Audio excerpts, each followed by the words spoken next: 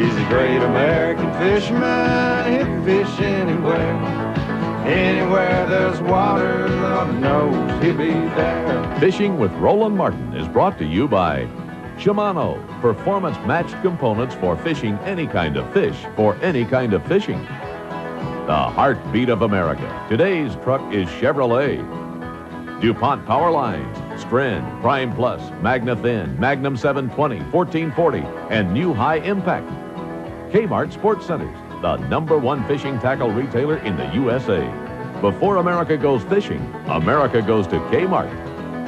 Normark and Blue Fox Lures. Mercury Outboards, let the legend move you. And by Minn Kota Electric Fishing Motors, the quiet power that catches fish.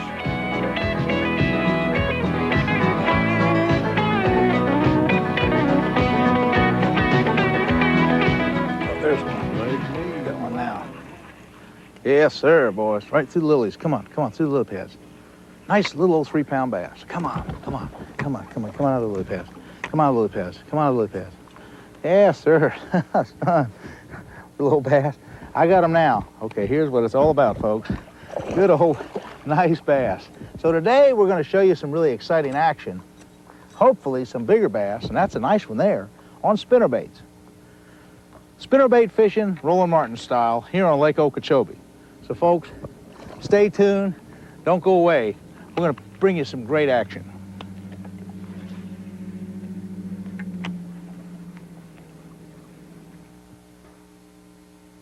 Now there's a good-looking spot.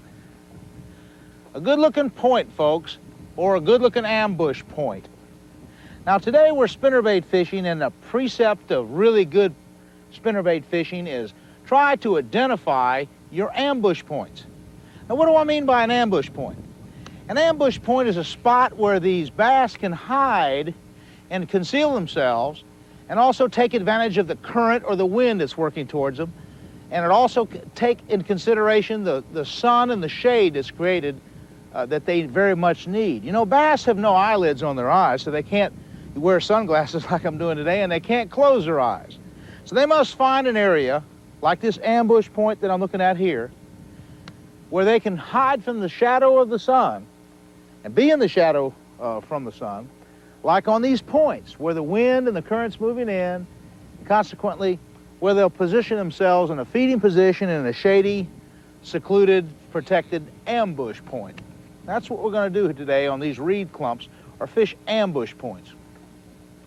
Okay, just kind of look at this diagram for a minute. We've prepared a diagram that will fully explain how the wind is pushing the water towards the point and how the sun creates the shade, positioning the bass. Now, folks, as you look at this diagram, you must consider that the wind is moving the current down a little bit. Now, to make the presentation really look real, you must have your spinnerbait kind of coming downwind. That means throwing it kind of into the wind, or coming down with the current. Now, I kind of like to take advantage of the fact that the bass is facing the current. He can't swim backwards. So you notice he's facing the wind. Now, the last thing you want to do is have the cast come towards his tail. You'll scare the fish away. That's kind of like if you were a big bass and something were attacking you from the rear, would you eat that spinnerbait?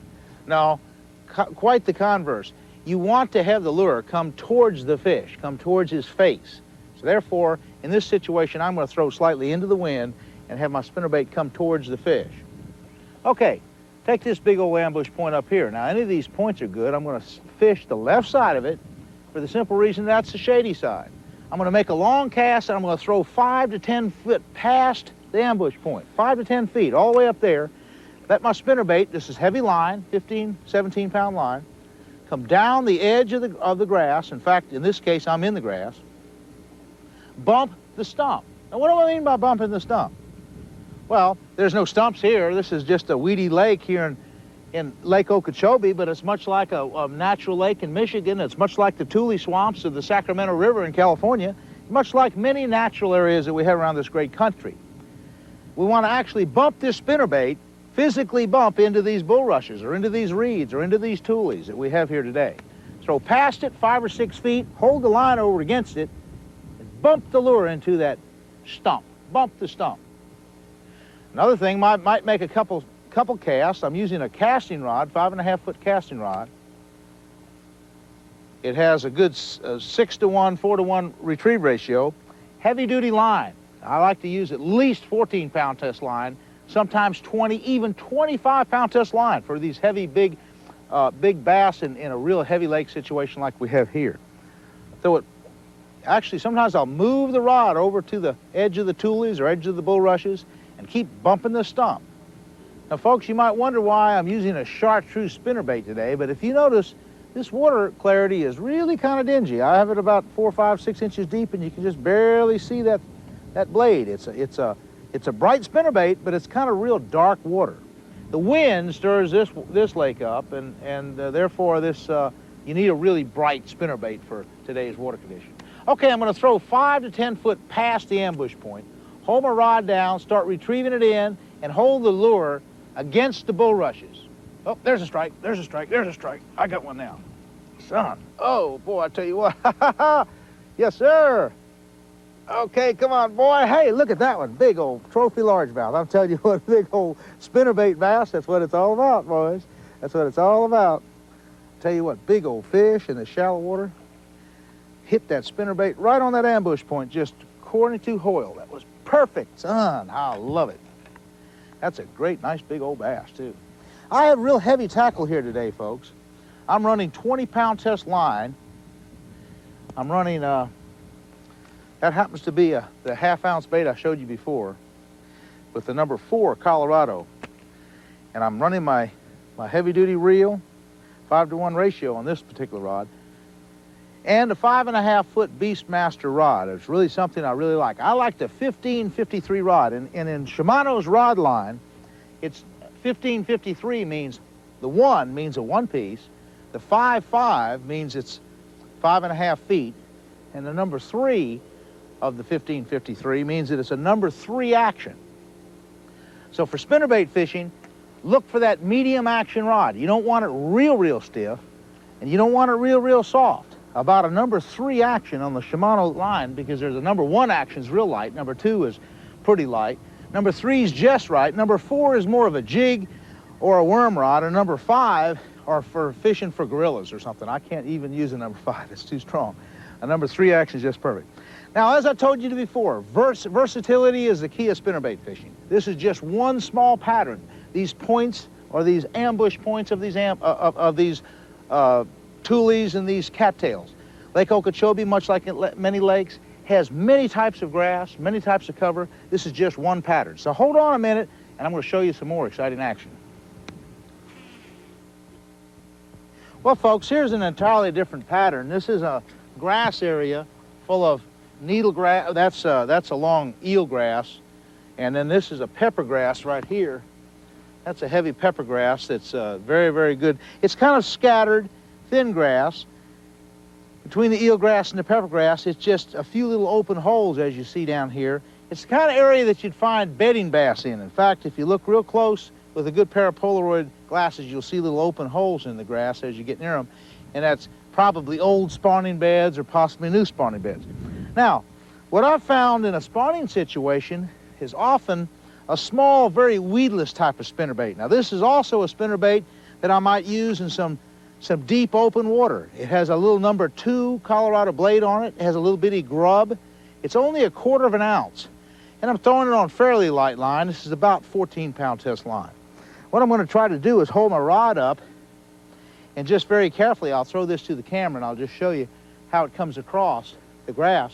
Holding the rod up, it's just a little bitty spinner. I'm just kind of shaking it through there. Just kind of shaking it through the grass, fishing it slow. It's thick grass. And I'm going to do that again just to show you. Throw it out in front of the camera. Just shake it across this grass, just slow and easy. And it'll hit it right on top. It's just in a very aggravating type of grass. It's very thick grass. And I'm going to try to make longer casts now. Hold my rod kind of high.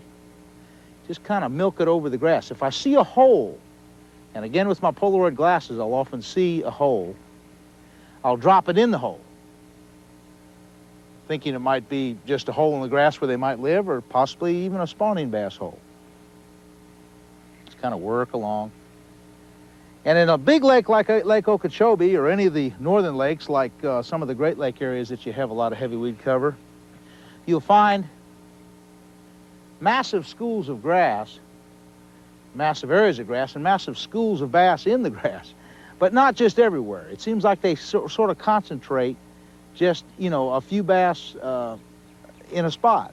And then there'll be vast areas with practically no fish. But you'll actually find schools of bass in this grass.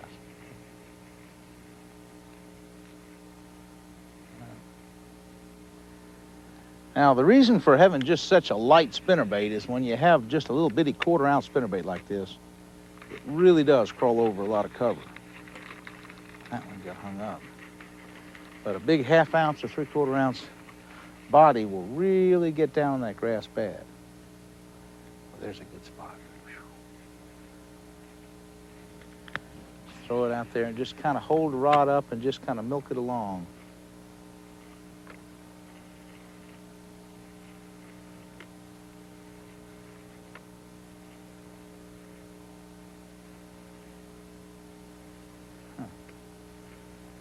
Fish. It's almost like plastic worm fishing. The spinnerbait is so versatile. It can be used as a surface lure. It can be used as a deep structure lure. It can be used, of course, as a crankbait, as a reflex action bait like we're using it today. Basically, we're kind of fishing the reflex action aspect of it more often than not. I like to play a little visual game.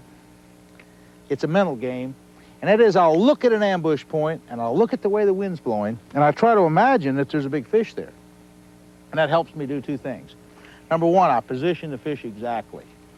By imagining that there's a fish by a certain grass patch facing the current like they should be facing the current, with the shadow of the sun, you know, where they're taking advantage of the shadow, I can then position the fish, and then I can make the right cast. I can drop this spinnerbait just right in front of their face, because the fish. Oh, there was a good fish right here. They swirled the water right here. I don't know. Probably scared a big old bass here.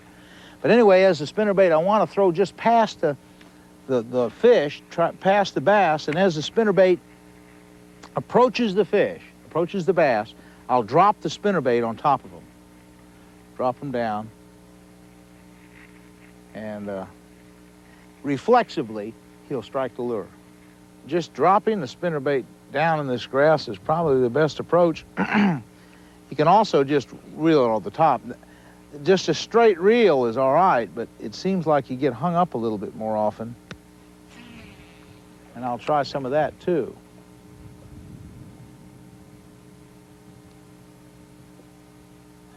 But the main thing is using a light body. With a really light body like I have here today, and with that really good safety pin design, there's very little grass catching on this bait. You notice here, it just really stays free. Now, seems like at times a skirt works good, or the grub. I'm trying the grub today just to show the many options that are available in spinnerbait fishing. Some of the western lakes and the clearwater reservoirs of the Colorado River chain, often a real big bladed spinnerbait is good even in spawning water, but remember, in this weedy cover, you can't work a real big blade without getting hung up a lot. So I've chose just a real small blade, and I've chose just more or less dropping it in the potholes. One of the secrets of my spinnerbait fishing is constantly rigging and re-rigging a spinnerbait. In this application, I want it to be weedless. So basically what I've done is taken a little light quarter-ounce head, combined it with a number 2 blade, Colorado blade, a nice ball-bearing swivel, and a little grub. Now this particular spinnerbait isn't sold this way. This is just one I kind of make up. So I doctor the spinnerbaits up. And I'm just going to show you just, oh, I missed one then. I'm going to show you one that's a little bitty bass. Drop it in that hole again, see if you'll hit it.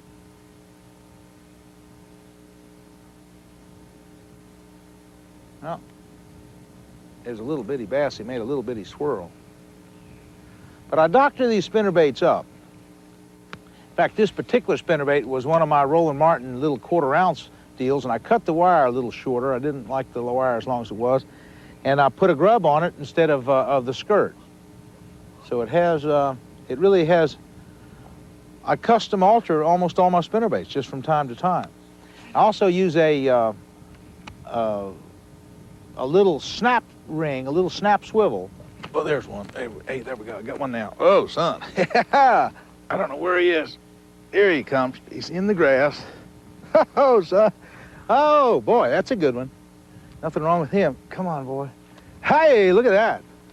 Son, that's what it's all about. That's a big old Okeechobee special. I keep thinking of Santee Cooper, too. Santee Cooper in South Carolina is where I learned the ABCs of my spinnerbait fishing. And I certainly caught a lot of nice bass at Santee Cooper as well. A lot of good hydrilla, a lot of good joint grass. There's a good fish here. Come on. Ha ha, grass bed special. Nothing wrong with that. Boy, I love it. That's probably a big spawning bass. And, you know, let's be conservationists about our bass fishing today. That's probably a big female. Thousands of eggs. So, folks, we want that fish to spawn and be caught again another day. A really nice bass. Okay, now, there's nothing sacred about a spinnerbait. Let me make that statement. Again, there's nothing sacred about a spinnerbait. You can alter it in any fashion. The reason why I'm a successful spinnerbait fisherman, and the reason why Blue Fox Tackle has me represent them in spinnerbaits is that I have a lot of varieties of spinnerbaits. I keep changing the blades. I use all color blades, all size blades, all color skirts, all size trailers, all size wires, heads, bodies. I make spinnerbaits, and I want to show you how to do that. I'm going to get my trusty pair of pliers, and I'm going to take a spinnerbait. And first of all, what I'm going to do in this spinnerbait, just to show you that nothing's sacred in spinnerbaits, is I'm going to twist this head right here, and what I'm going to do is take this blade off. Now, let's see what we can do with that blade. There's a lot we can do with that blade. A whole lot. First of all, you open up your spinnerbait box and you dig around until you get to where the blades are. And folks, when I say blades, I'm talking about blades. I have every color, size Colorado blade, every size willow leaf blade, every size and every color hammered 3s and 4s and 5s and 6s and 7s and 8s. Look at that blade, folks. You're talking about a big blade. That's the number 8. There's little bitty blades. There's great big blades. Green blades, yellow blades, purple blades. Now, let's just, for the heck of it, let's take that number 4 Colorado blade off. Let's just take a number 5 willow leaf. Now, I know it'll work, but again, there's nothing sacred about switching spinnerbait blades. Put the number 5 on, take your pliers, and just twist that to the side, right there. And that is a perfect combination. Now, let's see if that thing's working right. Okay. The wind, see what the wind does? That's just a little bit of wind blowing on that blade. That's a good swivel. It's a good ball bearing swivel. See, that's just how much wind there is? It just spins forever. Folks, now we're going to fish probably one of my favorite patterns with definitely my favorite lure. This is my number 5 Roland Martin Big Bass Spinnerbait made by Blue Fox Tackle, and it has been without a doubt, my most successful spinnerbait. Here on Lake Okeechobee, as well as many of the Florida lakes, I like the gold blade. But in shad lakes, like the TVA chain of lakes farther north, I'll go with the silver or even the white. But here at Okeechobee, with just a little bit of watercolor like we have today, the blue and the chartreuse combination is just an excellent choice. And it's one of the choices of also Jimmy Houston and Hank Parker, who I know you've heard of and are great spinnerbait fishermen in their own rights. They also like this color as well. Okay, what's so special about the way we're going to fish spinnerbaits now? Well, you know, you can fish spinnerbaits fast on the top, buzzing them on the surface, and catch fish sometime. And then again, you can fish spinnerbaits slow, deep on the bottom, like Cliff Craft did on Toledo Bend that day in 15 feet of water. But to catch the most fish, most of the time, I advocate slow rolling a spinnerbait. Now, how do you slow roll a spinnerbait? Well, you use the same kind of tackle like we've been using, standard 5.5-foot casting rods. This is the Shimano 1553. I use the 6-to-1, 4-to-1 ratio 2-speed reel. I'm using 14-pound line. It's open water, deeper water. To slow roll, I'm picking out an ambush point. In this case, it's a hidden ambush point. It's a grass line that's under the water. There's a strip of eelgrass on this canal. It's just a couple feet out from the bank. And to slow roll, what I'm basically doing is throwing up by the bank, and I'm ticking the edge of the eelgrass. I'm ticking over it. I'm just slowly rolling the spinnerbait, and I'm feeling the grass. I'm feeling the grass. I know it's going to come to an end. I know the grass is going to come to an end. I keep rolling it out. I keep rolling it out. When I finally don't hit the grass anymore, I just barely keep contact with the line and let the spinnerbait slow roll and drop. The blade keeps rotating. The lure keeps moving towards you. It's not dropping down. It's moving towards you the whole time. And that's probably, without a doubt, 75% of my fish. Slow rolling this number 5 spinnerbait. Wait a minute. No, that's not grass. No, I thought I was hung in the grass. That is not grass. Boys, that's a good old bass. That is a big, nice one. They're all big and nice, and particularly this one's staying deep right here. Dark water. I'm gonna pull the trolling motor up. Oh, boy, you gotta be careful. That's a good bass. That's a good bass. That's a big one. That's a big one. Oh, get him out of the trolling motor. That's a big bass. That's what it's all about, folks. That is what spinnerbait fishing is all about. Ho, ho, ho! What are you talking about? I mean, it is not an accident that we're catching these monster bass.